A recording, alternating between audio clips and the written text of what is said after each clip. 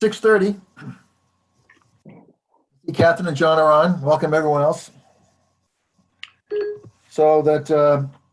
Welcome everyone to the regularly scheduled Town of Wenham Board of Selectmen's meeting on Tuesday, May 19th. We begin with, we had an executive session earlier. We begin with announcements. First, the COVID-19 Public Health Forum, Thursday, May 21st, 3 p.m. It's a Zoom meeting, obviously. Does Mary Beth want to talk about that? She's gonna when it gets to I think when it gets to her, Jack. When it gets to her. Yeah. Okay. Okay, then Memorial Day Remembrance, May 25th. Dean, do you want to talk about that?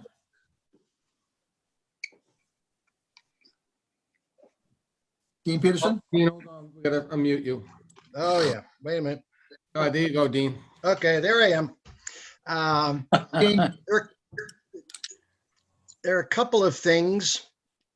One is a video is being made of laying the wreaths at all 5 sites. So that is Iron Rail, Cheeseman, Veterans Memorial, Civil War, and the Main Street Cemetery. And the words and the prayers that are usually said at that time are also recorded.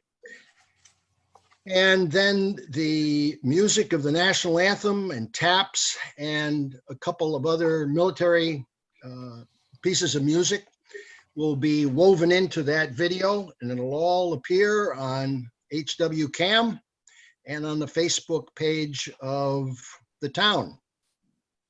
The other was an idea that emerged, which was to have a vehicle parade, possibly starting at Pingree Park, going the distance from Pingree to the Main Street Cemetery and concluding there.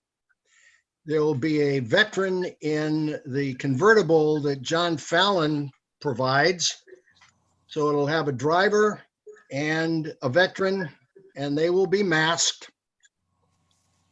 We're not inviting the public to get to the curbstone, but if the public hears the fire vehicles and police sees the police vehicles and they want to know what's going on, it's our attempt to remember those who have died, certainly in the military, but now it becomes more poignant that there are first responders, both in the fire service and the police departments of our country, that have died. So it's a simple way for us to acknowledge that. If people hear the sounds and want to recognize the parade, I think the best thing to do is just come out to your front door. If you have a flag, wave the flag, but try not to move towards the curbstone and invite the rest of the town to join you. You've got to be 6 feet away, we know, and we think that possibly this small parade added to the video will help us remember Memorial Day. So that's it, Jack. well said, Dean. This was the product of the last Veterans Committee meeting led by Dean, obviously, and I think that this is the best we can do in a socially distancing environment, and that I think the ideas presented by the Veterans Committee, which Dean just announced, is going to be the best we can do on Memorial Day. And that, well said, Dean. Thank you very much. You're welcome. You're welcome. Any questions of Dean? No, just a thank you from John. Thank you, John. Thank you, Dean, and the Veterans Committee. Okay. Yeah. Well, thanks for giving me the opportunity just to give it a voice, and we'll see how it goes. I know the weather's going to be good, so that's fine. We're lucky to have you, Dean. Thank you very much. Yeah, wish you well. Thank you. Let's see. The next we have our town administrator's report. I'm not sure I'm following the agenda here. Yeah, that's next. Yeah. Thanks, Jack. I just have one thing. I'm going to share my screen. All right, so if you notice this first thing where my mouse is on right here, there's a 2020 annual town election and annual town meeting survey.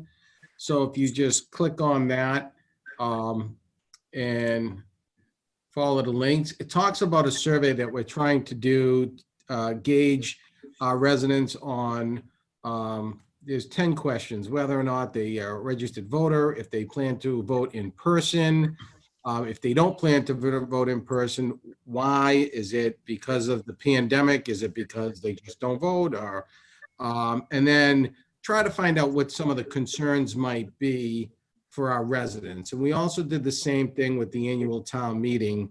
And we talked about, again, what some concerns might be. Is it social distancing and so forth? And just to gauge, see what we could have for a turnout whenever town meeting does happen. So we really would appreciate if everybody just go to the town's website. There's a link right here that says 2020 annual town meeting, and it will take you right to the survey. And then you just click it, you'll go to the next question. And at the end, we'll have a nice report that we can report back to the selectmen on the participation of the election and town meeting. I think that's a great idea, Anthony. Is Great. it- Hope you get a lot of response. It just went live today. So this is really our first attempt to getting that information out there. I know Nikki was sending some emails, and we have it on our social media accounts, Facebook, Instagram, Twitter. So for those residents that see that, if you'd share those posts, we greatly appreciate it to get the word out to our residents to help the board maybe come to some conclusions, and certainly help us help keep everybody safe during those two activities. Yeah. So the more feedback you get, the better, more accuracy we'll have for accomplishing the goals. Yes. As everyone is aware, that we ordinarily have this year we would have had our town elections, town meeting, excuse me, on April 4th, followed by our town elections on April 9th because of the Governor Baker's social distancing and other rules that were in effect. Obviously, we didn't do that. And so that we are having town elections, as a reminder, on June 25th. And that we're wondering when we could have our annual town meeting. I know a lot of people are anxious to have the town meeting sooner rather than later, and so am I. However, that we want to make sure that at the minimum, that we can fulfill our requirements to have the quorum requirement is 120 people. By the way, Hamilton's only 75. And so that we don't want to do something prematurely and go all the work to have a town meeting and have a paltry number of people show up, which we have to do it again. And that, so we're concerned about attendance, and we're concerned about safety as well. So that, which is why we haven't scheduled our annual town meeting yet. But I think this survey will help us determine how many people are still concerned about crowds and social distancing and the COVID-19 issues, et cetera, et cetera, et cetera. So we want to schedule it when we're confident that we can have an annual town meeting that we can have at least the requisite number of attendees. So this survey will certainly help us determine what anxieties people may have about attending town meeting, whether they're going to come or not, and it'll help guide us as to what we should do in terms of scheduling it. So that it's a very important survey, and I'm anxious to hear the see the results when we eventually get it. Right now, we have, as I said a minute ago, we have no date set for the annual town meeting at this time. Was that John? Yes, I have a question for you. You really, And that is aside from the concern that people would have over the COVID issue, which I understand very clearly, the guidance I have heard is that we would have our town meeting agenda consist strictly of financials. Is that still the no, we haven't guidance? decided that yet, John. That was a proposal that we floated amongst the Board of Selectmen several weeks ago that didn't have legs. So that right now, we haven't discussed that formally at the Board of Selectmen's meeting, and it all depends.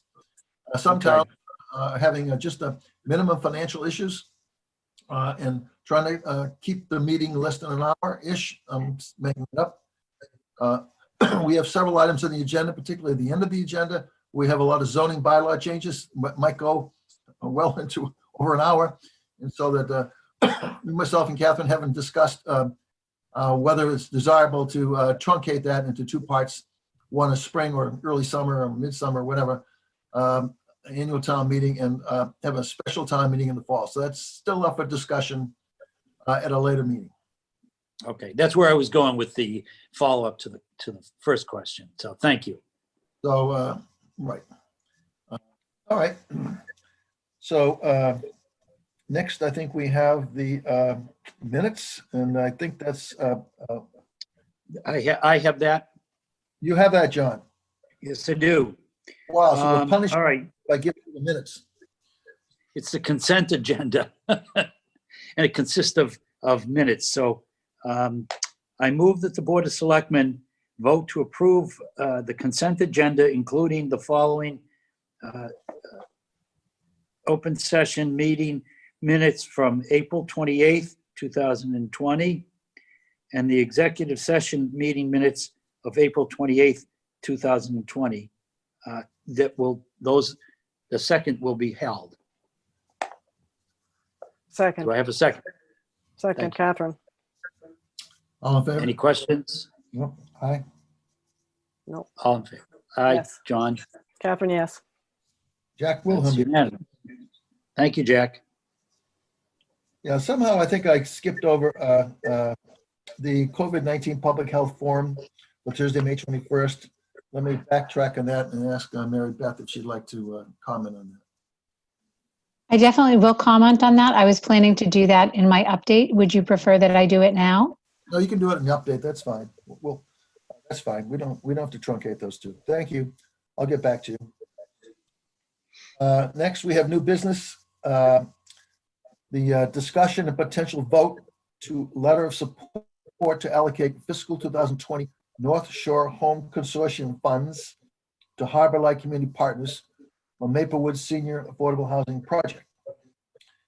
And that, let's see. Anthony, you want to speak to that, please? Sure, sure. So this matter was last discussed at the Board of Selectmen meeting in October 1st of 2019.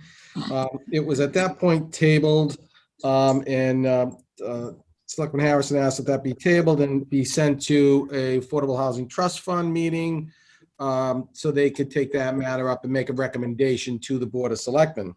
So on May 7th, the Affordable Housing Trust Fund did meet. They did in fact vote unanimously by roll call to vote to recommend favorable action to the Board of Selectmen on the request of Harbor Light that the town of Wenham request the consortium funds to allocate the Wenham share of the home funds to Harbor Light. By the way, the amount is $6,000, correct? Yes. Okay. All right, so I'm going to make the motion. It's up to me, I guess. Move that the Board of Selectmen authorize the town administrator to execute a letter of support on behalf of the town of Wenham for fiscal 2020 and fiscal 2021 North Shore Home Consortium funds to be allocated to Harbor Light Community Partners, Inc. for the Maple Woods Senior Affordable Housing Project. Do I hear a second? Second, Discussion, if I may. please.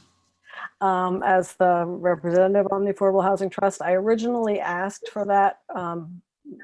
Who knew it was going to be this long a delay, but asked for that delay partly because I thought the trust would want to talk about this, and partly because I wanted to understand if those funds could be used, because they're a small amount, could be better leveraged by individual affordable homeowners in Wenham that already own homes in Wenham for repairs or renovations, et cetera, et cetera. So everyone agreed it was a good idea, but Margaret was very helpful and had some experience with that and told us that it's probably not a feasible or activity for the town to undertake, and no one else is asking for them. So there was, just confirming, there was a unanimous vote to recommend approval of those funds to Harbor Light for those 2 years. Thank you, Catherine. John, do you have any comments? No, I'm all set with that. Okay. Okay, then I move that the Board of Selectmen vote to sign a letter of support I'm going to go back to read the motion again here. Move the Board of Selectmen authorize the town administrator to execute a letter of support on behalf of the town of Wenham. I think I read this a minute ago. Fiscal 2020-21 North Shore Home Consortium funds to be allocated to Harbor Light Community Partners, Inc. for Maple Lewis Senior Affordable Housing Project. So I think I already heard a second. We had discussion, and all in favor? Aye, John. Catherine, yes. Jack Wilhelm, yes. Passes unanimously. All right. Now we get to the new business. This is Catherine. Let me just read the letter of support for alternative method of assessment for Hamilton Wenham Regional School District 1/12 budget. So turn it over to you, Catherine. Okay, there are a few people here who probably are more qualified to speak than I am, but I will just make a general introduction to this because I am familiar with it. Considering that the school district is putting together a 1/12 budget, I believe, in order for them to submit that budget, they have to receive letters of support from the towns, each member town, supporting the allocation process that we've been using. And, there are two categories of allocation processes. One of them is a state mandated one that we have chosen not to adopt. And the other one is the 3 years rolling average of enrollment that we use to allocate assess the towns, or the school uses to judge the town assessments. So really what they need, and again, I think we've got a few people who can certainly comment more, but I think simply this is a letter of support that must go with their budget by June 1st, in order, saying that each town is willing to apportion their budget, the school's budget, according to the regional agreement, which is what is in effect at the moment, and not any other method. Is that fair for them? I think there's at least. I had a couple of questions, but I was assured that Vinnie Leone would be correctly. I see his name there, but I don't see a picture. I'm here. Can you hear me? My video's not working for some reason. Can you hear me? As long as we can hear you in your voice. Yeah. That's all. Vinny, I can share the PowerPoint presentation you want, and you just tell me what to flip slides. Is that all right? Yep, perfect. Thank you.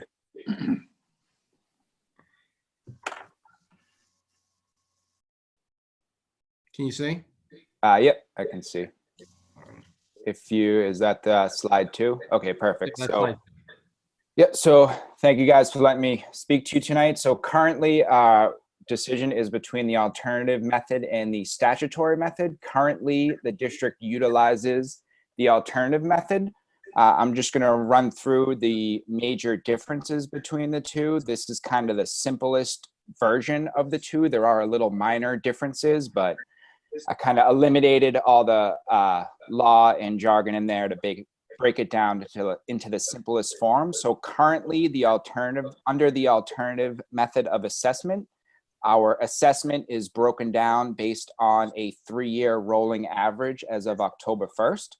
So for the FY21 budget presented on February 12th and approved by the school committee, we have a ratio of approximately 3,343 Hamilton students and 1,892 Wenham students, for a breakdown of approximately 63.86% for Hamilton, and 36.14% for Wenham. And you can go to the next slide, Anthony.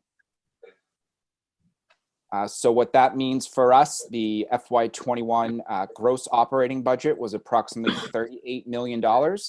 From there, we take off our operating expenses of approximately $1.9 million, and then our operating funding sources of approximately $4.7 million. This leaves you with our net operating budget of approximately $31 million. And from there, that is when you assess the percentage split of 63% and 36%.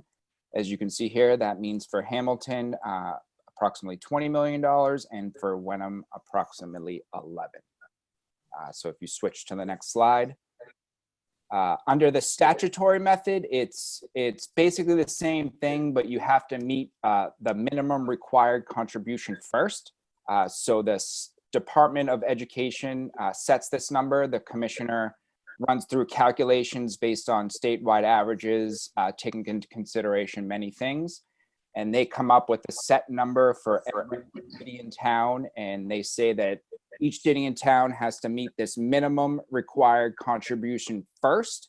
And then once they meet that contribution, everything after that is assessed based on the rolling average, just like the alternative assessment. So the major difference between the two is you have to meet the minimum required contribution first, and for Hamilton it's approximately 9.7 million, and for Wenham it's approximately 5.4. So if you go to the next slide. So the biggest difference here is when you take that into consideration, you can see on the top it's basically the same thing. Our operating expenses subtract the offsets and funding sources, you're left with the same $31 million number. You apply the minimum required local contribution for both Hamilton and Wenham. It adds up to approximately 15 million. From there, the remaining assessment to be split is approximately 16 million. So then that 16 million is based on the 63% and 36% split. And then you add both your required minimum local contribution and the remaining assessment after that to come up with your total assessment. And again, it's almost the same numbers. If you switch to the next slide, I believe I put them up against each other. So under the alternative method, I'll talk just in terms of Wenham. Under the alternative method, which is the one currently using, you would be assessed at approximately 11,447,000. Under the statutory method, you're assessed for approximately 11,385,000, and you can see this is a difference of approximately 61,000. In total, though, because of our regional agreement, we are supposed to use the alternative method, but under the 1/12 budget, there is language in there that if you don't agree, the statutory method will prevail. But you can see here that it does mean a little bit of change to Wenham's contribution based on the statutory calculation. So this is kind of just the most basic version of the difference between the statutory method and the alternative method. So if you want, I can answer any questions about the two, if you do have any. I have one. This is John Clemenzi. Yep. How you doing, John? Good. You're Vinny, right?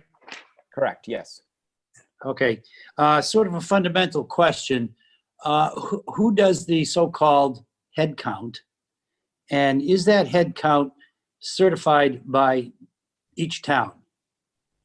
So the head count is performed at the beginning with the building secretaries and the principals. They put up a head count and submit it to our data analyst specialist, who then runs it through the Department of Education and is certified by our superintendent.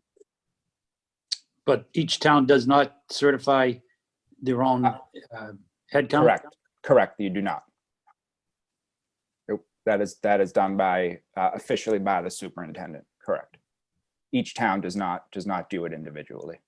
Okay. Because it's the number of students attending the Hamilton Wenham Regional School District, right? So these are kids that are in you guys' classrooms, and so you count Correct. that. Correct. You could have other students that obviously go to Pingree or go to another private school, but these are just the kids in our building, Okay. including out of district that get, sent out to out of district private schools. But this is just the people who have enrolled with the public school system. I have a question, following up on John's question. Is that data available to be audited by, say, the selectman or someone else to ensure its veracity? I'm sure that it's an honest job done, but people do make mistakes. So that I think on an annual basis, I'd be more comfortable if there'd be some independent verification of the allocation, since it's millions of dollars we're talking about, at least for the town of Wenham, and Hamilton might want to do the same thing. So we can view the data that's collected and test it to ensure its accuracy. Is that possible? Can I answer that? Of course you can. Thank you. So Jack, when we get registrations, just as when Diane gets the census information, that's the information of minors, and we are not able to share that with other people. So we would not be able to share that with the town of Wenham. Well, what alternative could you have? Could you just block out the names and that, student age 12 lives in Wenham, student 7th grade? I don't know. There must be something you can give us that wouldn't violate that. Well, we do get a report shortly after October 31st, correct, of enrollment. We do get an enrollment report that comes to the towns But after. it's not answering my question. No, I that's, don't think that we could I don't think we can provide you, we can't provide you with names. I don't think we can provide you with addresses. We can provide you with, this is the number of students that live in your town. How do we know a big? It's a lot of money involved here. But if, okay, let's just assume that there was one person that was miscounted for whatever reason, which I don't believe happens, because all that information is reported up to the state and verified there. That one student isn't going to make a huge It could be difference. 10, it could be 100. I'm just saying that, could we hire an outside person that somehow was sworn to secrecy or something like that? I don't know. And that I think, this is a huge amount of money, and that there should be some way to verify that the account was done accurately and that without violating some law or confidentiality or anything else like that. And so that I think we should be able to come up with something that indicates that there's a verifiable process, that the mathematical count is accurate without violating. The process is that parents fill out the registrations, we enter their data into our student information system, and that student information system accounts for who lives in which town. People make mistakes all the time when they add up numbers. I've got years of experience of that. Right, that's why it's in a student information system, management system. It's not being hand counted. It's, Still, we can, I mean, we could ask Jay Sullivan at the DESE, but I'm pretty, the state is pretty fierce when it comes to giving out student private information. I got that. I'm not asking for that. I'm asking for some verification that the process coming up with the number of students for Wenham and Hamilton, that the result that's being shared by both of us is accurate. I'm not looking for confidential information. Perhaps your own auditor could do that for you and share it with us. There must be some method or some way so an independent verification be made that the count was done accurately, since there's so much money involved. So John, I have no problem contacting the Department of Education and see kind of what we are allowed to share with you, if that kind of does it for you. Right. Thank you. Yep, no problem. Thank you. Thank you, Jack. Are you interested in us asking Powers and Sullivan to do that? I think Vinny just answered the question. Yes, that would be fine too. If Powers and Sullivan, your auditor, went through there and said, look, they've spent whatever, an hour going through the data, and it was accurately compiled, and the results are accurate, that would satisfy me. I have no problem engaging Powers and Sullivan. I'll first contact the Department of Education just to make sure that whatever information we share with the auditors is also sufficient. And if the Department of Education says it's fine that our auditors kind of review the information, I certainly have no problem with that. It's always good to have another set our eyes on any numbers you produce. Right. I mean, we're happy to do what we can, but it has to be within the regulations that are, we are given very private information and we can't just share it for any reason. Michelle, one follow-up question, if I could. This is John again. Yeah. The students who come in from other communities. I'm sorry, I forgot the term that you use. Choice in? Full choice. Choice. Where does that head count go? It's That is- not calculated into the assessment. It is So- not, you said? Right. So if we had, say, just for round numbers, if we had 1,750 total students in the school district and Yep. 50 of them were choice, then we would subtract off 50. So then we would have 1,700 students that were residents. And then we would divide that between Hamilton and Wenham. Okay, that makes sense. Thank you. It's a good question because it's not like we take 2/3 of them and allocate them to Hamilton and a third of them. They are subtracted off the top. That's why my question. Thank you. And the revenue, just so you know, the revenue we receive from the choice in is also subtracted off the top and then assessed to you. So. Yeah, I have a couple more questions. So first, the 112 budget. I've been told, and I just want you to verify this, that it's based on the 2020 school budget, Correct. Yes. okay, not 2021, right? Correct. Okay, second question is, what happens when we eventually have a town meeting to approve a fiscal 2021 regional school district budget? Do you go back to the beginning of the year? How does this interim payment method inaugurated or rolled up with a full year budget? So let's just say July and August, we're on a 1/12 budget. And then Right. September, we're on a full budget, for lack of a better word. Right. Whatever you paid us for July and August is subtracted off the top of the final budget, and the remaining amount is divided up into 10 months. So whatever you end up paying us the first 2 months is subtracted off the top for the remaining amount. Does that make sense? Yeah, so let me repeat it in my language. Yep. So that, yes, I think I understand it. Yeah, no problem. The 2021 budget supersedes, these are just interim payments. And the actual total amount due for the year by, say, Wenham would be subject to the annual town meeting appropriation and in this case, a ballot override as well, correct? Yes, Thank you. no problem. John, again, just one last quick question.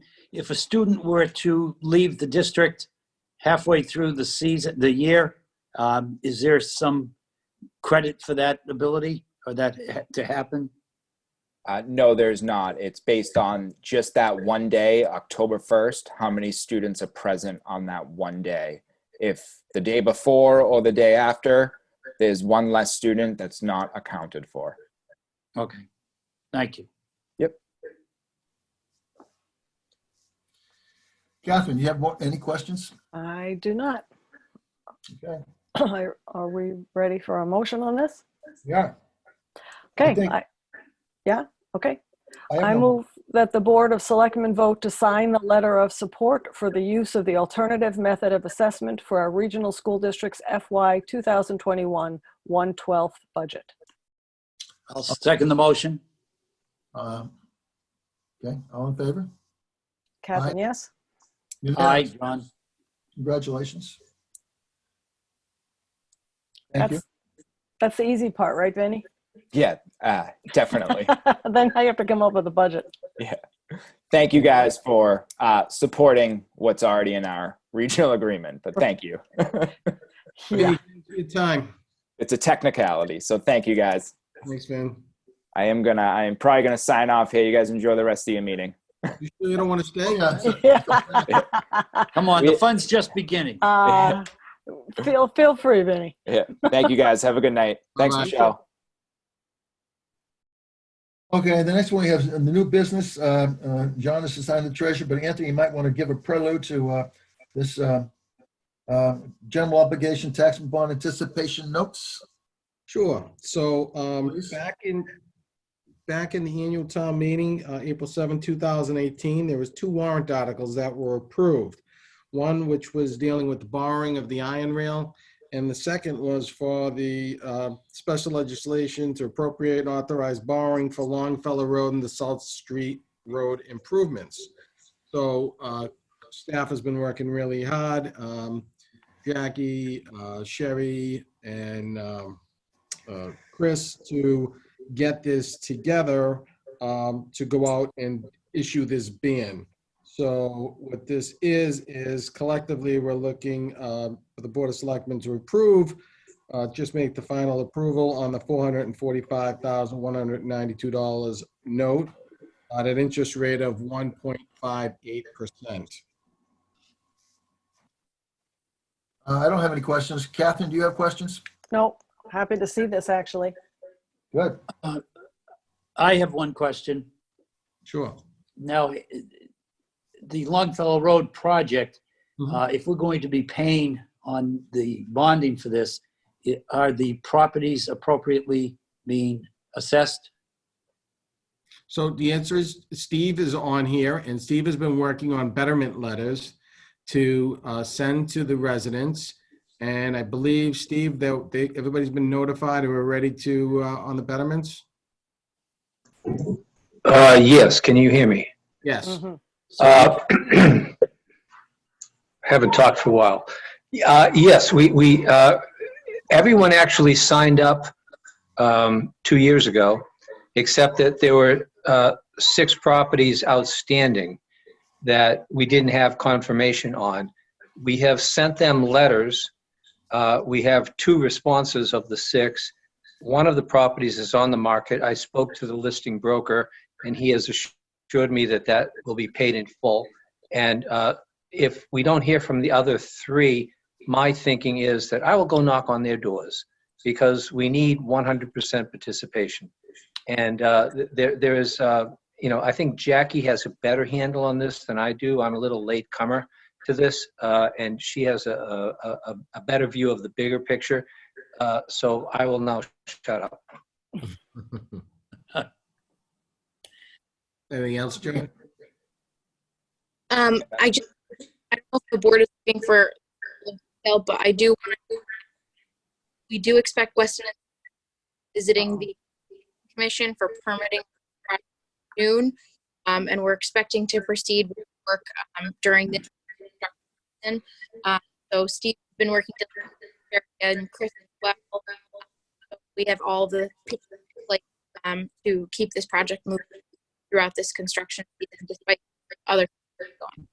Jackie, you're in and out. So I think what Jackie was just basically saying is that the permitting is going to be starting and the project will be rolling. The goal obviously was to get this done now because we'd like to see some action during this construction season. So we worked really hard during a pandemic to make this happen. So, and Weston and Sampson will be moving forward on this. Glad to hear it. And All right, John. do you want me to read the motion, Jack? Yeah, John, please do so. Okay. Yes. I move that the Board of Selectmen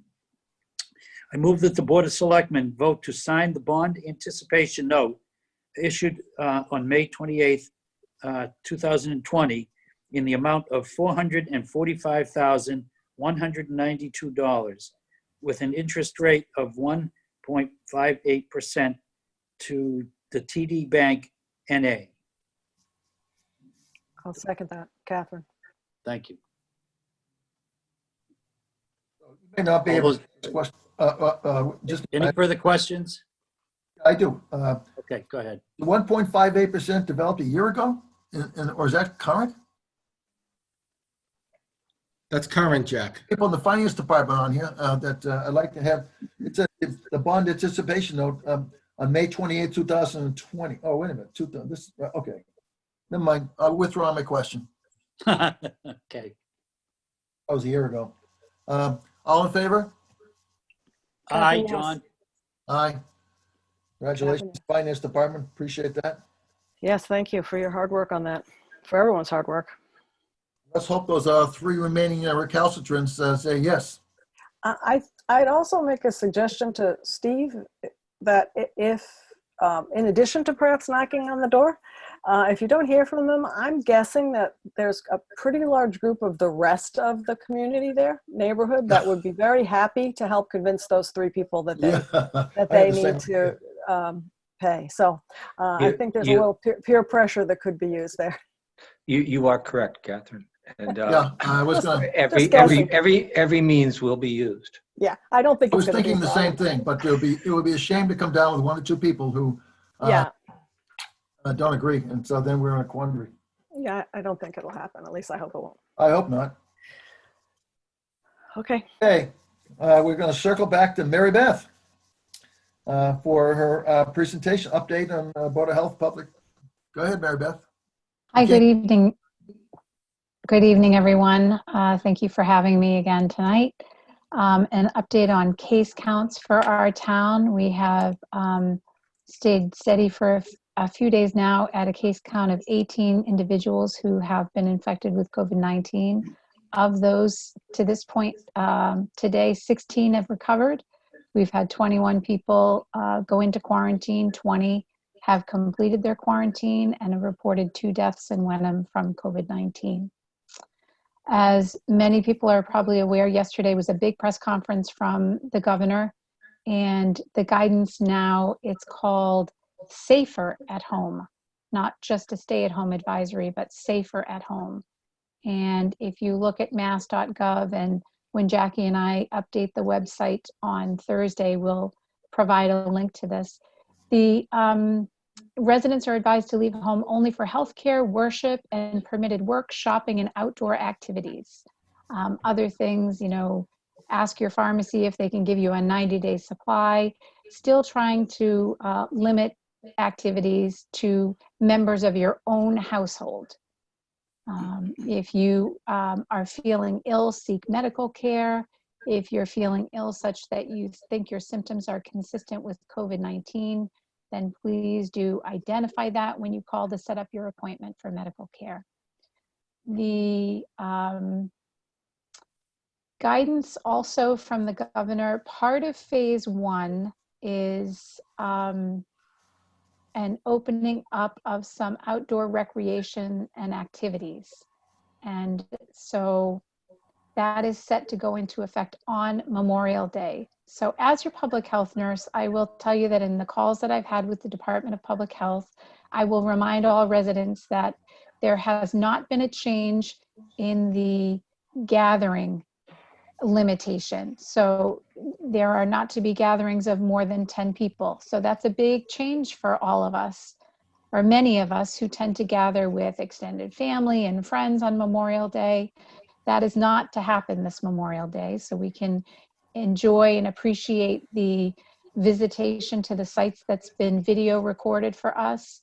If you happen to live on along Route 1A, you can watch the slow parade go from Pingree Park down to the Wenham Cemetery, but we are not to be gathering in groups of more than 10. A reminder that when you go outside, if there's a reasonable expectation that you cannot maintain a distance of 6 feet, you should be wearing a face covering. Now, I will say at this point in time, the weather is getting warmer. And so this is going to become more of a challenge for all of us, but it is still one of the very best ways that we can prevent the spread of this infectious disease. Hand washing, physically distancing from one another, and wearing face coverings when we anticipate in coming into contact with those not of our own household. In the public health and public safety meetings that we have 3 times a week, we did meet this morning. And with the change in guidance, I had suggested to Anthony that it would probably be a good time to use the new call feature. Anthony, you'll have to help me with the name. I think it's Swift Call or something like that, for informing residents of these changes. I think that would be wise, because we did say in previous meetings that when there was something different that people should do, that would be a good use of this function. Additionally, the open forum, I would like to plug that. That will be 3 p.m. via Zoom, or you can tune in on the HWCAM channels that we have. Information about that is on the town website and also on the COVID-19 page of the town website. It will be an opportunity for us to address these recent changes. And in line with that, I will say that I know that the Board of Health is meeting tomorrow morning at 8:30, and they will be discussing adjustments to some of the limitations we've had on outdoor activities. And at this point, I'm going to suggest that Dr. Ting speak to what that might entail. They're not going to do it now, but they can talk to all of us about what that will entail for tomorrow. Hi, it's Andrew Ting. Can I have a second just to speak? Yes, please. So as Mary Beth had just mentioned, that with the governor's new reopening phase plan, that one of the phase 1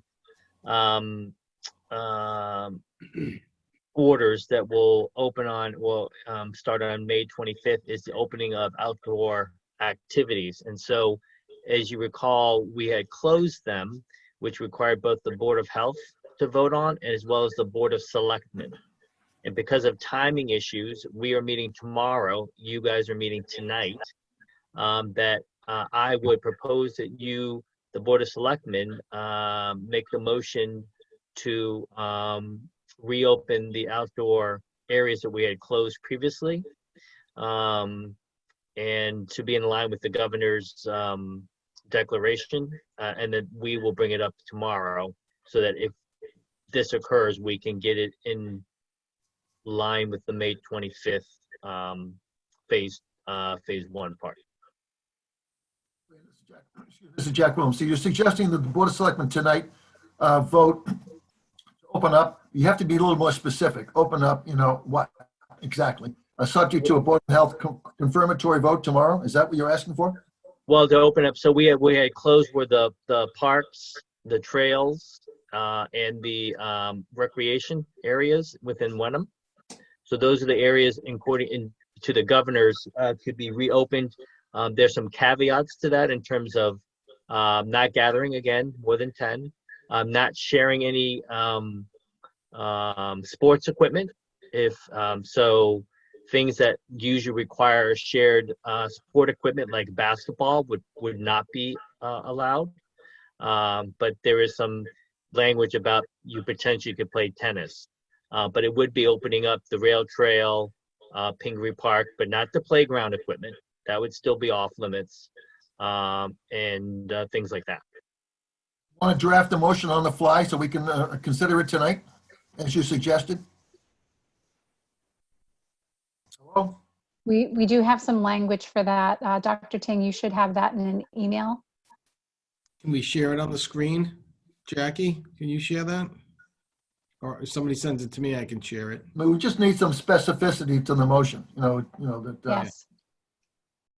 Yeah, it's to amend the current closure of outdoor facilities to allow for the reopening of trails, athletic fields, and parks, but not including playground equipment. So Jackie has that motion. It would be moved that the Board of Selectmen vote to. And that would have a start date of May 25th, which is aligned with the governor's. So I have a question about that. What trumps what? The issue, for instance, that we've had with the rail trail is that there's a portion of it that is highly difficult, very narrow, and very difficult to distance the 6 feet. So so we're reopening the trails, but what? But the governor's order for face covering still remains, where if there's no expectation for you to maintain a 6-foot distance, that we would encourage all residents or citizens of Wenham to have a face covering available for when those, when you could not maintain a 6-foot distance. Additionally, Catherine, I believe Chief Perkins could probably clarify this, but I think the section that you're referring to is what I'll call the swamp walk. He pointed out that I believe Wenham only owns, I think, 30% and Danvers owns 70%. So that creates another challenge where we had it closed and Danvers and Topsfield had not. I do believe that, in opening the trail, there's been some discussion, and I would love to hear from public safety about, we were not planning to change I think there was some discussion about whether or not to open the parking just for the rail trail, but not the parking on 97. Nor the parking at Pleasant Pond. Right. So there's, where is the parking for the rail trail that's in Wenham that's not on 97? So there's a little bit that's just off the road. If you're driving from Wenham toward Topsfield, there's space for maybe 4 cars on the left. Right, okay, I understand. Okay. Could I ask a question, please? The canal, is that part of this rail trail thing? The canal for parking, I'm asking. The canal is private. Okay. So we did not discuss parking for the canal when the Board of Health chose to close trails. The Salem Beverly Water Board chose to go along with that and close access to the canal. I'd like to suggest tomorrow morning, if you could send something in writing to the town administrator for what exactly we're supposed to be doing tomorrow. Make sure that we're all on the same page and we're not overstepping or understepping what the intent is, please. Can Just have to rely on a verbal transcript of our Catherine Tinsley to come up with what we're supposed to do. I'd like to see something in writing from the Board of Health. Well, I think we would benefit by, unfortunately, being able to make this motion after the Board of Health has had an opportunity to meet. But I think they're concerned that this is going into effect May 25th, which is before we meet again. Right. So I think we can, I'm in favor of doing this. I just want to make sure we're doing it exactly as we're supposed to be doing it. That's all. And there's no confusion over releasing or not releasing. I'm just looking for something in writing drafted by somebody, town administrator in concert with the Board of Health, that we can publish and that we know that is presumably that it'll vote on this tomorrow afternoon or morning, whenever you meet in the evening. So we have it exactly so that we don't get complaints that it's omitting something or whatever. There was something on the screen a few minutes ago. Well, that was one sentence. Yeah. So if I may, Jack? Yeah, please. So the issue the reason why this got brought up, and we had no preview to what the governor was going to do. So I got it. So, but right now you took action as a Board of Selectmen and a Board of Health. So to reverse that or to ease up on those restrictions, you need a vote of the Board of Selectmen and the Board of Health. So, and not to try to have another meeting later this week before Monday, because you wouldn't be meeting again until Tuesday, which means the order now is different than what the governor has allowed. That's why Dr. Ting was recommending this language right now. And so the Board of Selectmen would take their first vote, and then the Board of Health would take their vote at tomorrow's meeting, so we could go into place on the 25th and following the governor's orders. Anthony, I'm all in favor of that, taking a motion and a vote tonight. However, I would like something in a little more detail than this one sentence that I'm looking at right now. You can develop that tomorrow morning with the Board of Health. It's okay with me, subject to you getting a more detailed response to what's open and what's closed and what the remaining restrictions are tomorrow from the Board of Health. I'm, it's kind of a sloppy motion, but I'm willing to make it and not delay for another week. But I just wanted to make sure that we all understand what's permitted and what isn't. We'll have clarification after that meeting, Jack, and we will have it on the website and make sure that it's updated. And then I think according also what Mary Beth had mentioned earlier, that the Board of Health would like to do a script so we could do a robocall to our residents to let them know what exactly is allowed. So are we going to get a more detailed description of what's open, what's closed, what to restrict tomorrow?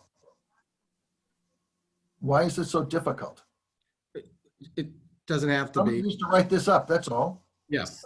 So Well, can I just, I'm sorry, it's Andrew Ting. If you look at our the notice that we have that we had maintained, it said that, in order to prevent the spread of COVID-19, all town parks, basketball courts, tennis courts, playgrounds, trails, and athletic fields will remain closed to the public. So that was the original order that we had. So in this respect, we're going to release those, although there will be a caveat in terms of the playground equipment and any shared item would still be maintained to be closed.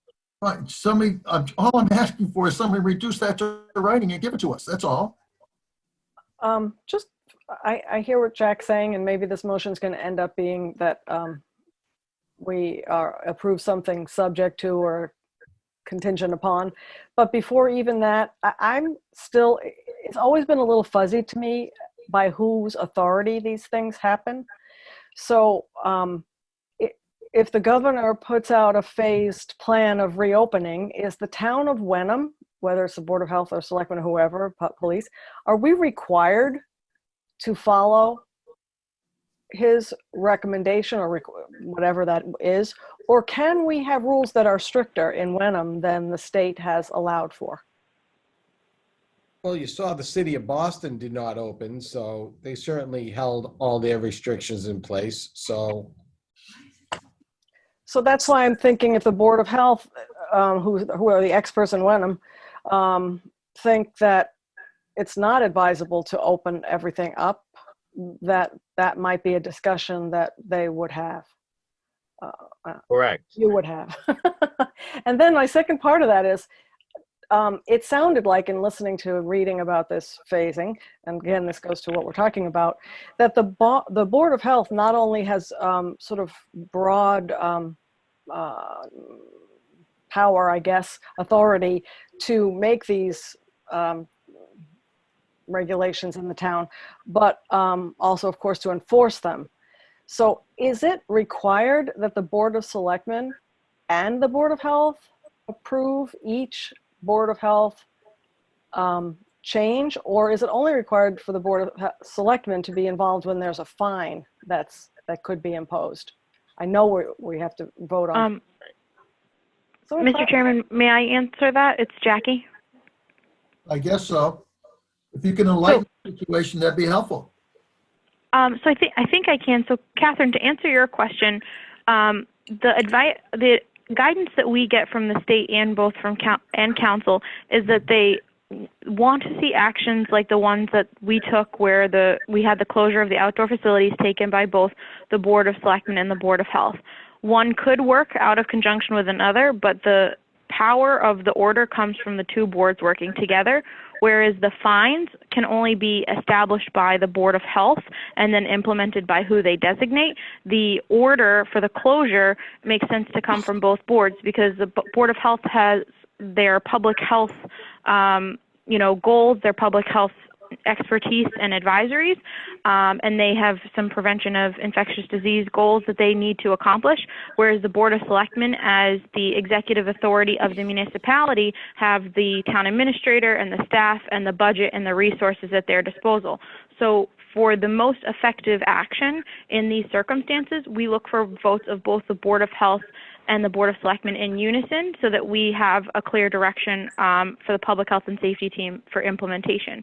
So because the Board of Selectmen and the Board of Health took these closures, we're looking for the Board of Selectmen to make this somewhat impromptu and simple motion tonight based on what the governor said on Monday, so that the Board of Health can have a more elaborate discussion tomorrow.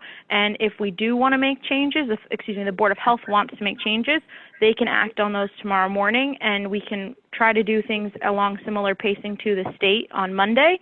But it maybe they don't go as far. But it's something where it's undoing some of what the selectmen did so that we have some wiggle room tomorrow to make a better, more detailed, informed decision. But, not doing it, having the Board of Health do it out of step of the select board. So I hope that adds a little bit of clarity. I think so. Thank you, Jackie. I'm finding it difficult because we, the Board of Selectmen, typically, or have in this instance, taken the lead from the Board of Health. I'm a little, I would love to be able to make a motion giving the Board of Health the flexibility to change things as they see fit at tomorrow's meeting, and contingent upon us seeing it or whatever.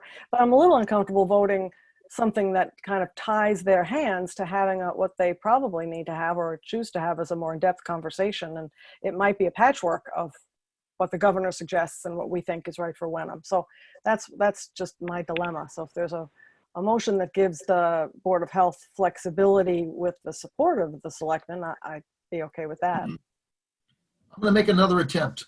It's my last attempt, though. That absent anything we can craft tonight on the fly, apparently we can't do that. It's not being forthcoming. That I move that the Board of Selectmen approve changes in the blah, blah, whatever, the social distancing, somebody fill in the words,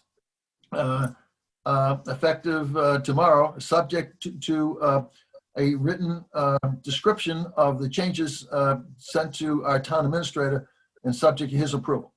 So, so Anthony can review this one page, one paragraph, 5 sentences, whatever it is, say, yep, that comports with the discussion tonight. It's clear, and he's able, and so is the Board of Health, able to answer questions on it, which we're not able to do apparently tonight. How's that sound, fellow selectmen? Yes. Yeah, sure. I'm not exactly sure what we just did, but if it We're basically allows saying them to meet and Anthony needs to have a piece of paper in front of him tomorrow that we're approving changes in the social distance closure, parks, so forth, consistent with the discussion tonight, that Anthony received something in writing from the Board of Health that is sufficiently detailed so we can communicate that to the town. And it will be a discretion. That's reasonable. That's reasonable. I'll be on that call tomorrow, Jack. Well, I'll be at the meeting. Yeah, we're looking for you to have the piece of paper in front of you when and that not to necessarily share with us again, but approve again. So it's up to you to make sure that the what you get from the Board of Health, I'm sure it'll be sufficiently detailed for communication to the town. Received. I've been working in concert with the Board of Health and Mary Beth. Oh, that was painful. All in favor of that? Catherine? Yeah, a second, and yes. John, yes. And, Yeah. and I'd like to say that Dr. Ting described it to my satisfaction. Yeah, I got it verbally, and there was exceptions here and there, the playground stuff, that's, oh, by the way, and by the way, you have to have the by the ways in the written communication. That's what I'm looking for. Yep. Got it. And I agree with all of that. And I guess I guess I'm going to be on the, well, anyway, this is maybe my opportunity to say that I would support the Board of Health making a decision or making decisions that are not necessarily as strict or not necessarily in line with the governor's recommendations. In other words, if Wenham is stricter than the governor and the Board of Health thinks that's the right thing to do, I would support that. Whenever, at your meeting tomorrow, if that's what you talk about, just wanted you to have my input on the content as well. Well, we'll probably be meeting next week anyway, so we can certainly review this again next week and put it on the agenda. If there's some concern about not being strict enough or whatever, we can review it again. Okay, input from the board. okay. So all in favor of what I just said? John, I. Catherine, yes. Good luck, Catherine Tinsley, writing this up. A lot of that going on. Can you repeat it back to us, Catherine? Yeah, That's but- even better. Does that work for the Board of Health folks, Dr. Ting? Yeah, I work think with that? again, and again, this will come in concert because we did have a joint meeting with the Board of Health for Hamilton. Mhm. So again, we want to make sure we're in concert with them as well, so that we don't overwhelm one town versus the other. So Sure, that makes sense. Okay, good luck at your meeting tomorrow. thank you. Feel free not to attend. Well, I don't know, you might just see me. You know how I am, especially at 8:30 in the morning. Yeah. Okay, thank you. You're welcome. All right. Now we're going to talk about the fiscal 2021 budget. Jack, one before that, Yeah. What? Coronavirus CARES Act. Mind if I explain that? E2. Is it in the? Is it in the? Go ahead. Okay, so the federal government had the Coronavirus Aid, Relief, and Economic Security, also called the CARES Act. Part of the CARES Act, there was money from municipalities. So Wenham has been allocated $465,878. And there's three conditions that must be met to spend the money. One, necessary expenditure incurred due to the public health emergency with respect to COVID-19. Funds may not be used to substitute for loss of revenue. Two, not budgeted as of March 27, 2020, when the CARES Act was enacted, but may not supplant state or municipal spending. And three, incurred on or after March 1st, 2020, up to December 30th, 2020. It's very restrictive, unfortunately, but I'll give you for an example on some of the things that would apply for to use this money. So when everybody's been at home, everybody's been generating a lot more trash. And so our trash bill went up. So that delta, we can now charge that off to the CARES Act money. Another example is we had to scramble and do a lot of remote access and do laptops and get the employees the necessary materials and supplies to be able to work from home. That's all can go towards the CARES Act. This weekend, kudos to Chief Perkins. He had assigned an officer on an extra shift at the rail trail, where he set up a table and he passed out some waters and passed out some literature on safe social distancing and using face coverings. And Sergeant Marsh did that detail. Fantastic. He said actually he figures about 1,000 people went by him while he was there. That's great stuff. That gets paid for all by the CARES Act. So we could do some enforcement and really educating our residents and others that use the rail trail, or that may be at Pingree Park, or maybe at West Wenham Playground. So we're going to put together some ideas, and certainly if there's ideas that the board may have and somebody may want to float something by us, I'll do the research. I would have preferred, and I've been lobbying the administration. I even was on a call with Senator Warren and said, where municipalities really could benefit from this is the lost revenue, because that's where we're really we're all feeling that pinch. And some of our the smaller communities, including Wenham, may have a challenge to spend that money. I'm certain we're going to figure it out.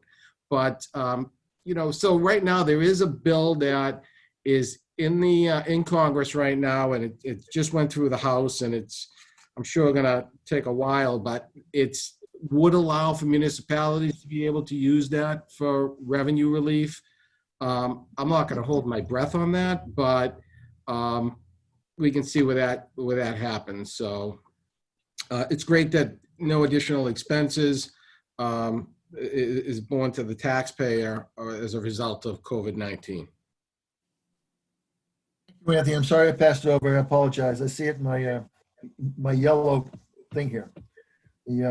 By the way, before we leave COVID-19, I see we have both the police chief, by the way, you win the award for having the best background of any of us, whatever that is, and Captain Napoli. I'm just curious, I think the town might be curious as to, has there been any different responses required of the police department from citizens during this COVID-19 crisis? Do you see any different types of complaints, calls, whatever, that you didn't experience prior to this onset of the COVID-19 restrictions? Either one.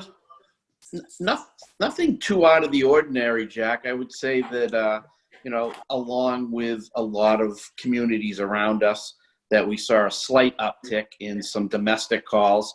The ones that we did deal with were not violent in nature, mostly just argumentative. But for the most part, we maintained a pretty normal state of conditions here in Wenham. Do you agree with that, Captain Napoli, at your peril? Yeah, and I got to tell you, the citizens, they've been so respectful of what our job is relative to keeping an eye on things with the enforcement. And if there have been a few incidents where our officers have come across folks that were in areas where they should have been, whether it be the beach area or some of the trails or whatever, just different areas. And once brought to their attention, everyone's been super respectful and deferential to what the officers were trying to, enlighten them with what the laws are and what the rules are at the time. So it's been okay. Well, congratulations to all Wenhamites for behaving. I guess that's what they're. Thank you. Thank you for that. Okay, Anthony, you're on for the budget. Okay, so thank you again. So the things that we're going to talk about tonight, and this is just a preliminary to a presentation. It's not something that we expect the Board of Selectmen to vote on tonight. Obviously, we still have some variables, being the school's 1/12 number and their budget. But for a starting point, we staff went through and it was broken up, and Chris took on the 1/12 budget, and Jackie modified our existing capital improvement plan and our budget. So Chris is going to walk through the 1/12, and then when he's done, Jackie's going to walk through the budget. And we're happy to take questions, but again, we're not looking for any votes. But if there's certain guideline, policy direction that the board would like us to go into, happy to take any comments. So, Chris. Hey. Yep. So I put together. I went through pretty much line by line. I guess first I'll start off with the 1/12 budget. It's not just as simple as taking our FY20 expenses and dividing it by 1/12. There's a couple other factors that come into play, like our school assessments, debt, and sometimes like a subscription or dues come due in July. Like our Essex retirement gives us, we receive our approximately a $15,000 discount if we pay our whole Essex retirement up front in the first warrant of the month. Same thing with our general insurance. If we pay that all up front in July, we receive a discount for that. And then also like the library, a lot of their technology, they're part of the Merrimack Valley Library Consortium, and a lot of their subscriptions and are being a part of that consortium. It comes due in July. So there are everything else, a lot of the other ones are just based the 1/12 salary and expenses 1/12. I did make some notes. We do have our first debt payment is due on August 1st, but that August 1st is a Saturday. So to make sure everything gets paid on time, I included that $105,000 debt payment in our July 1/12 budget, because obviously banks aren't open and don't transfer funds on Saturdays. So there are a few exceptions, but for the most part, it's just a line by line of all our salary and expenses for each department, taking the 1/12, and also I went through our July expenses for each one of these line items in this current year 20 to see if there was any extraordinary expenses due in July that we had to account for. So we're not missing anything when we go make our payments. So going through with the 1/12, I came up with our general fund of approximately 2.7 million, and of our water, salary, and expenses, approximately 25,800, for a total of $2,733,420.67 as our July 1/12 preliminary budget. Chris, this is John. How are the CPA funding issues handled? So CPA, we can't appropriate, we can't spend the CPA funds until they're appropriated through town meeting. So that's one of the things we need that me, Jack, Anthony have been talking about, is that the CPA funds a portion of our town hall debt. Right. That becomes due in August, right, Chris? Yes, those come due in August. So we hopefully will be able to have our town meeting and appropriate those funds beforehand to make those payments. If not, we're going to need to think of some alternative funding for those. Okay, thank you. Chris, I have a couple of questions. Okay. I know there's a data dump here that you gave us, and that I think it would be helpful if you put together a summary schedule that goes something along the following lines. Okay, we have a budget for fiscal 2020. We all know what it is. The town meeting with so much. 1/12 of that is whatever it is. And underneath that, you would say, okay, so adding and subtracting certain things, we just mentioned the CPA a minute ago, which requires annual town meeting. So there might be other things in here. Expenditures require town meeting. In other words, what would be different in a 1/12 budget? 1/12 the fiscal 2020's budget that we, the Board of Selectmen and the townsfolk listening in here, should be aware of, that we can spend or cannot spend. And, there must be a half a dozen or even more items that have need some special consideration, as opposed to just, I can't digest easily all of these numbers that you've given me, and then say, oh, that sounds good. I don't know.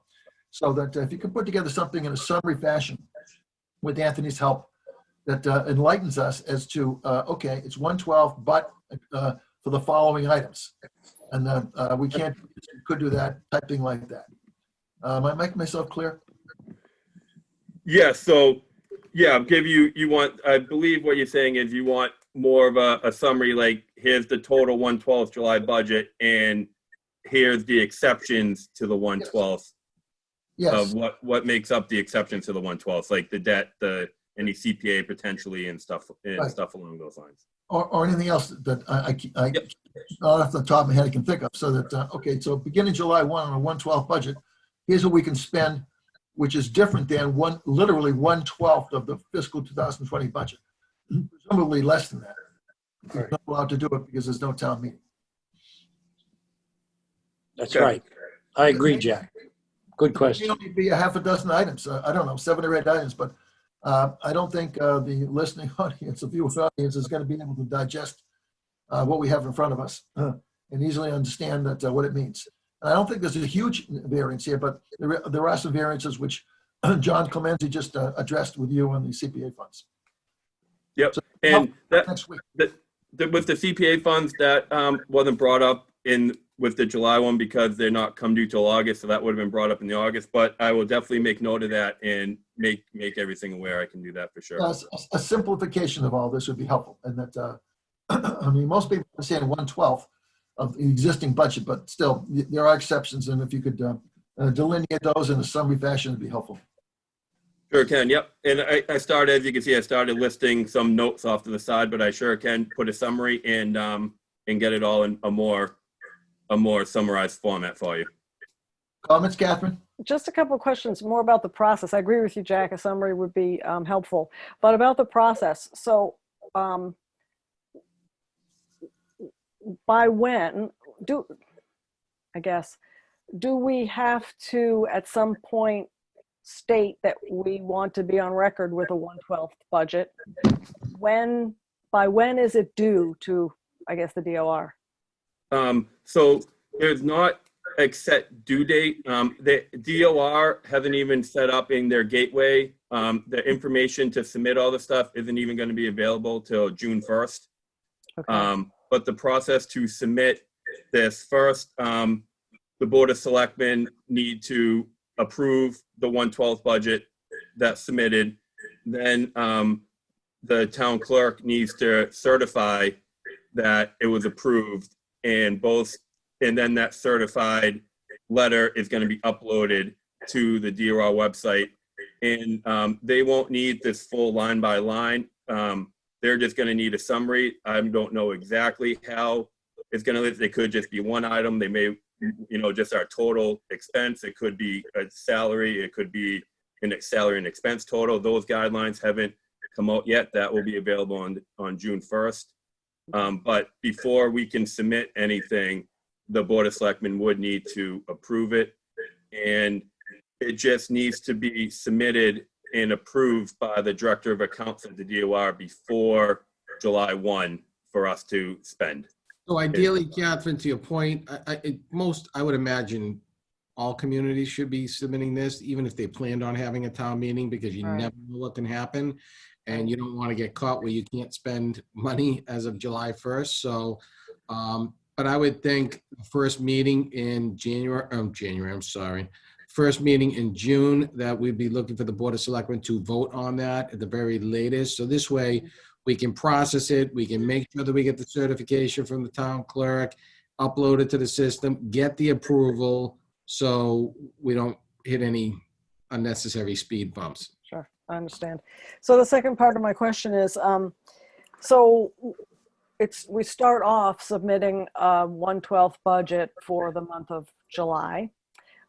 If it should be necessary that we need to do that for the month of August, in other words, do we do this every month that we're needed in the month, and then so that same process occurs for every month that we might need to be on a 1/12?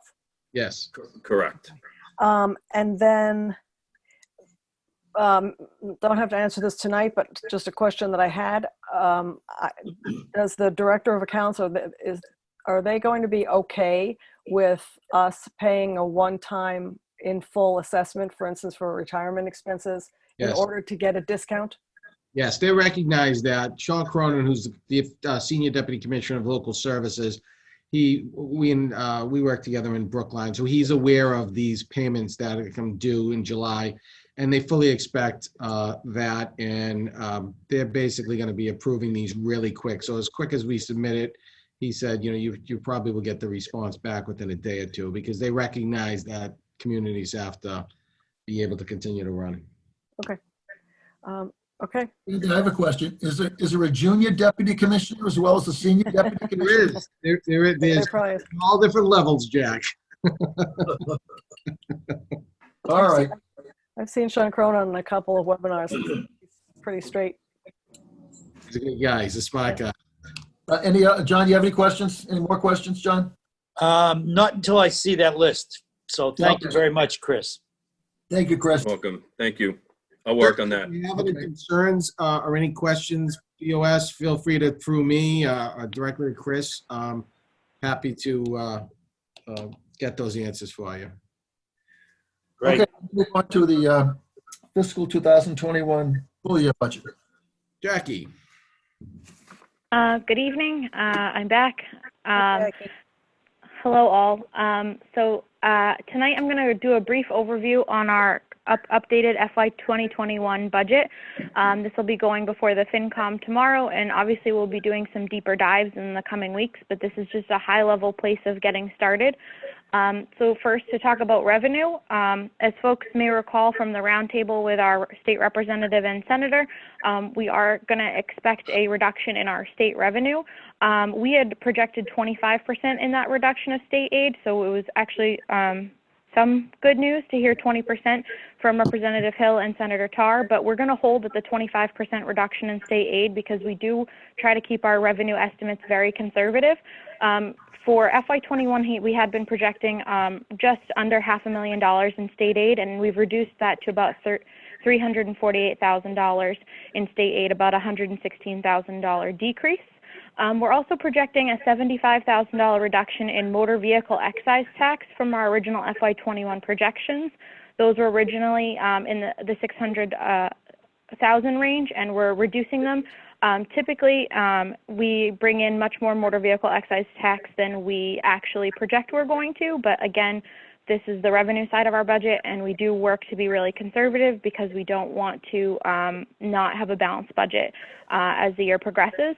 We are also seeing some decreases in other smaller revenue, including our Pleasant Pond assessment from Hamilton, certain fees, reimbursements from Gordon for emergency services, our investment income, and fines and forfeits. So overall, right now for fiscal 21, we're looking at roughly $206,298 decrease in our local receipts. We're also projecting a slight decrease in the use of free cash to balance the budget, which Chris and I will speak to the capital budget and the free cash in a moment. But that is basically due to the fact that we are going to bring certain higher priority capital projects that have a more time-sensitive component into our operating budget for a sooner rather than later town meeting, and then doing as the state and the DOR advises and moving our free cash capital purchase to a later date in the fall, at the will of the board. So we've prioritized our capital projects, which Chris and I will talk to capital in a little bit. But we've prioritized the capital so that the highest priority capital items are in the operating budget, and the ones that are less time sensitive are in free cash. So that's moved the money around. At the end of the day, we're still spending that same amount of free cash. So the total revenue projections for fiscal 21 were at $20,570,573, now projected at $20,266,655, a decrease of $303,000. On the expense side, we did ask all the department heads to go back and review their budgets, and either myself, Chris, Anthony, or a combination of the three of us have met with the majority of departments, if not all at this point. And so we did work to tweak our budget. Some high-level changes to the expense side include a decrease in roughly $37,000 to our IT line. We were going to begin working with our regional IT collaborative, and so we've reduced the amount of money that we were going to be doing on IT investment.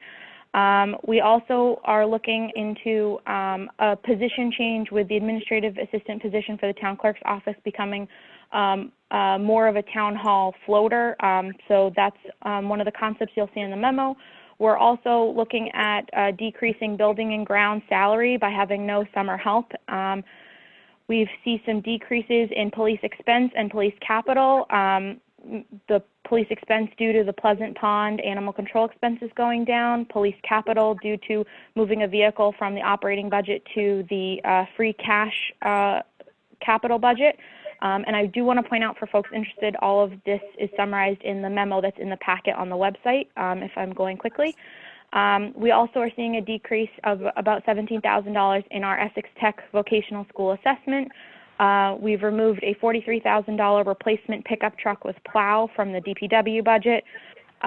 We see roughly a $10,000 decrease in the cemetery line for tree work that we're hoping to do in a future year. We've moved some capital items for the library from our operating budget to our free cash capital budget. And we are going to see a $60,000 cost savings from moving from the Harvard Pilgrim Healthcare Program to Maya Blue Cross Blue Shield. So altogether, that's roughly $305,000 in reductions to expenses that we've found. I do want to clarify that all of these reductions or movements are not service impact cuts, and any cuts that start to go beyond this mean a loss of a program, a loss of services, looking at salaries and staff. So I want to clarify, this is kind of like that first look that we're going to be walking through with the Board of Selectmen and with the FinCom. But the further we get into this, and I believe Chris would agree that, the next level of cuts become more severe in terms of policy decisions that we wouldn't want to address without the Selectmen and the FinCom weighing in, which is why we have these for you tonight as the first level. And then, we look to get continued direction from both of those boards. We do see some increases, partially because we're moving a position from one line to another. There's a facilities capital increase because we're moving the COA roof from the capital free cash to operating budget, because that's a very time sensitive project, and we want that approved as soon as a town meeting could be adjourned. We also are seeing a brief increase in Board of Health salary and Board of Health expense, and that's due to our COVID-19 response. And we are seeing reimbursements coming from the state, but we do want to have those lines available for BOH salary and BOH expense for COVID response, so that we don't run into needing reserve fund transfers and end of year transfers for those lines the way we're going to this year before the reimbursements come in. So the overall updated projections, we saw our revenue at $20,266,000 and our expense at $21,350,000. So we're still in the position of having approximately a $1,083,000 deficit. I will summarize this memo by saying that we did not make any cuts or adjustments to the Hamilton Wenham Regional School District. So their budget, as voted by the school committee months ago, is still in this document. We do expect to get some updates from the district in the coming weeks. We know they're working and we're following along with their meetings. But this current budget before you in this memo tonight does include that original Hamilton Wenham Regional School District plug until we get the updated numbers from the district. So I'll pause for any questions, and I apologize if I went too fast. I'll emphasize that the Board of Selectmen just received this a couple of days ago, and this is the first time we've had discussion at all, or actually any presentation at all. And so that we're not going to be taking any votes on this tonight, and that we need to cogitate about this and think about it and come back with questions, subsequent meeting, presumably next week, but soon. Ask questions and determine whether or not this is the budget that we ultimately want to pass on to the Finance Committee for their approval. Even though the Finance Committee is going to be reviewing this tomorrow night, I want to emphasize to the Finance Committee, this is not a board-approved second submission of the fiscal 2021. Questions from John and Catherine. John. I don't have any further questions at this moment. Catherine. I have just a couple of, I think, mostly clarifying questions. So in the revenue assumptions, it speaks to a decrease in revenue for reimbursements from Gordon for emergency responses. Jackie, can you speak to why we would be expecting a decrease in reimbursements from Gordon on that? Chris actually has that. Chris. Oh, Chris. Whoever. I can answer that one for you. So I've been working with the fire department on this. So we're decreasing that. We estimated around 50,000 this year, and working with them this year, they're only expecting it to come in about 25,000. They said the calls have been dramatically decreasing the last few years, and now and then now with all this going on and the school not being open, that is the reason why we are decreasing that revenue to actually have it be more in line, because we overestimated it in fiscal year 20. So this is going to bring it more back down to actual. Okay. So it's not as if they're not paying, it's just they're not, Course correction. not as many calls. Yeah. Okay. Yes. So then just a couple of other things. If I can find them. So a big picture, so that I make sure I understand what I'm looking at, so I know what questions to even think about asking. What this, I'll call it an exercise, is making some assumptions going forward of what our revenue shortfalls are going to be, and then adjusting the budget to match cutting things out of the budget to match the shortfalls in revenue. Yeah, and by shifting some of that stuff off to the capital, and even if we were to have a town meeting, just say tomorrow, our recommendation would be to hold off the capital items, which a lot of communities are doing, to a fall town meeting. Why? Well, hopefully the federal government gets their act together and allows municipalities to use some of this revenue, some of this CARES Act money for revenue shortages. So if that's the case, if we budgeted, now it's a budgeted item, you can't use that money. So by not budgeting it and still having very much that as a possible cut, then we could use that money to, if they change the rules of the game. So that's why we really wanted to shift some of those items to the fall when the game might be changed. And you know what? It could be a whole different ball game. Yeah, that makes sense. So the last kind of general question is, so when you talk about a deficit, we have yet to, I guess, decide, but we're assuming here that there would still be an override, but that could not really be contemplated until we obviously have a town meeting. Right. And the ballots. Yeah, we put this together, so it's still, as much as, I think that we did a valiant effort in dealing with the revenue shortfall and shifting things around, and still, it's still gonna, looks like it comes out to a need for an override, unfortunately.